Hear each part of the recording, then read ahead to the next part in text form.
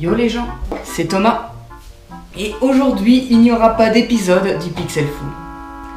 Non, sans rire, le dernier épisode sur Pokémon m'a un peu décalqué le cerveau. De plus, vous avez été très nombreux à me poser des questions sur mes techniques de montage. C'est-à-dire 2 ou 3 en fait. Il faut savoir que monter un épisode me prend beaucoup de temps.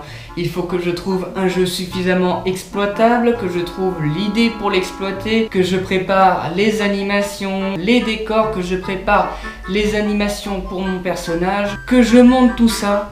Non, c'est pas si facile que ça en fait. Mais heureusement, bande de petits chanceux, j'adore faire ça. Alors rien que pour vous, on va faire un petit tuto très simple.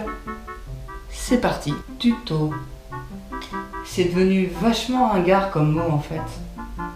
On va pas partir dans de grosses explications, hein. D'autres mecs sur YouTube le font déjà très bien à ma place. Et moi-même, je ne me considère que comme un simple amateur. Pour ce genre de vidéo, pas mal de personnes se contentent de se filmer sur un écran vert avant de se foutre purement et simplement sur leur vidéo. Moi, ce que je veux, c'est que mon personnage fasse corps avec ces putains de jeux. Qu'il fasse partie du même monde, quoi. Alors pour ça, j'utilise le principe d'image par image, c'est-à-dire qu'une animation est composée de plusieurs images. Plus il y a d'images dans une animation et plus cette animation sera fluide. À l'inverse, moins il y a d'images dans une animation et moins cette animation est fluide. Pour comprendre ça, on va faire une animation très simple en 5 images. On va faire le Pixel Fou qui boit un café. Tout d'abord, je commence par me filmer sur un fond vert dégueulasse. Si des pros voient ça un jour, je vais très certainement me faire castrer moi. Je prends bien le temps de décomposer chaque mouvement de mon animation.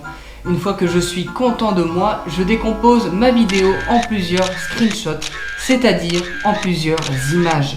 Je les détourne avec un logiciel adapté et je n'oublie pas de vérifier si l'enchaînement de mes images est fluide. Dès que je suis sûr de mon coup, on passe à la partie rigolote, c'est-à-dire le montage. Je place mes images dans le logiciel Adobe After Effects et je choisis combien de frames, c'est-à-dire combien de temps il s'écoulera entre chaque image. Vous l'avez compris, moins il y a de frames entre chaque image et plus l'animation sera rapide. Plus il y a de frames, plus l'animation sera longue. Il suffit de jouer avec les différentes images et hop, vous avez une animation qui tourne en boucle. C'est magique, hein? Ça a l'air con en plus. Et ça l'est. Sauf que là, on parle de 5 images. Alors maintenant, imaginez un montage où il y aurait plus de 100 images, sans comprendre les effets spéciaux, le décor et tout le reste. Si vous arrivez à vous imaginer ça, alors vous pourrez peut-être comprendre à quel point ça peut très vite devenir un joyeux bordel.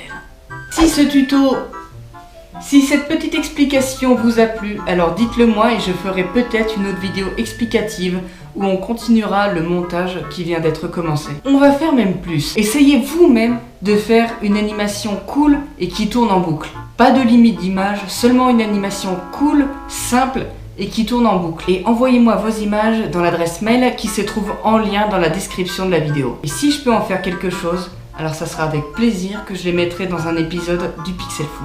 Oh, et avant que j'oublie, si vous avez des idées de jeux que vous aimeriez que je joyeusement, alors n'hésitez pas également à me le mettre en commentaire dans la vidéo. Je tiens à vous remercier du plus profond du cœur pour tout le soutien que vous m'accordez et je vous dis à la semaine prochaine.